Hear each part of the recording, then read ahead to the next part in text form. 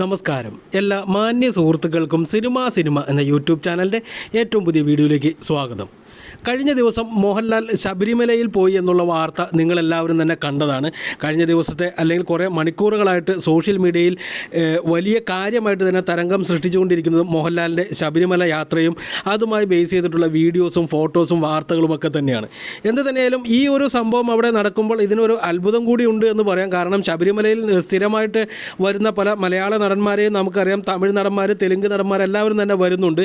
എന്നാൽ മോഹൻലാലിനെ ശബരിമലയിൽ അങ്ങനെ സ്ഥിരമായിട്ട് കാണാത്ത അല്ലെങ്കിൽ എല്ലാ സീസണിലും വരാത്ത ഒരു വ്യക്തിയാണ് അദ്ദേഹം. ഇപ്പോൾ വന്നിട്ട് തന്നെ ഏകദേശം 10 കൊല്ലത്തിൽ കൂടുതലായി എന്ന് വേണം ഇപ്പോൾ നമുക്ക് അനുമാനിക്കാൻ. എന്നാൽ ഇതിനോടൊപ്പം തന്നെ വലിയ ഹിറ്റായി മാറിയ മറ്റൊരു സംഭവം കൂടിയുണ്ട്. അത് ഇപ്പോൾ നിങ്ങൾ ഈ സ്ക്രീനിൽ കാണുന്നതാണ്. അത് എല്ലാവരും തന്നെ കണ്ടു കഴിഞ്ഞിട്ടുണ്ടാവും. മുഹമ്മദ് കുട്ടി വിശാഖം ഉഷപൂജ എന്നുള്ള ഒരു സ്ക്രീൻഷോട്ടാണ് ഇപ്പോൾ വലിയ കാര്യമായിട്ട് സോഷ്യൽ മീഡിയയിൽ പ്രചരിച്ചുകൊണ്ടിരിക്കുന്നത്. അതായത് മോഹൻലാൽ ഉഷപൂജയ്ക്ക് വേണ്ടി മമ്മൂട്ടിയുടെ പേരിൽ അവിടെ ഒരു രസീത് എഴുതിയിരിക്കുന്നതിൻ്റെ ഫോട്ടോയാണ് പുറത്തു വന്നിരിക്കുന്നത്.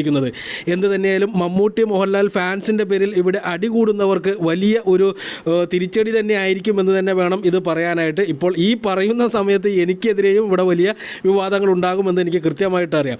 എന്ത് തന്നെയായാലും ഇതിനകത്ത് മമ്മൂട്ടിയുടെ ആരോഗ്യനിലയെപ്പറ്റി കഴിഞ്ഞ കുറച്ച് ദിവസങ്ങളായിട്ട് അല്ലെങ്കിൽ കുറച്ച് മണിക്കൂറുകളായിട്ട് സോഷ്യൽ മീഡിയയിൽ നടന്നുകൊണ്ടിരിക്കുന്ന ആ ഒരു വാദത്തിന് ഒരു ആക്കം കൂട്ടുന്നതാണ് എന്നുള്ള ഒരു വാദം കൂടി ഇപ്പോൾ നടക്കുന്നുണ്ട്. സത്യത്തിൽ ആ മമ്മൂട്ടിക്ക് ക്യാൻസറാണ് എന്നുള്ളൊരു വാദം തന്നെ വന്നത് ഏത് ചാനലിലാണ് എന്നൊന്ന് അന്വേഷിച്ച് പോയാൽ തന്നെ നിങ്ങൾക്ക് അതിൻ്റെ സത്യാവസ്ഥ അറിയാവുന്നതാണ്.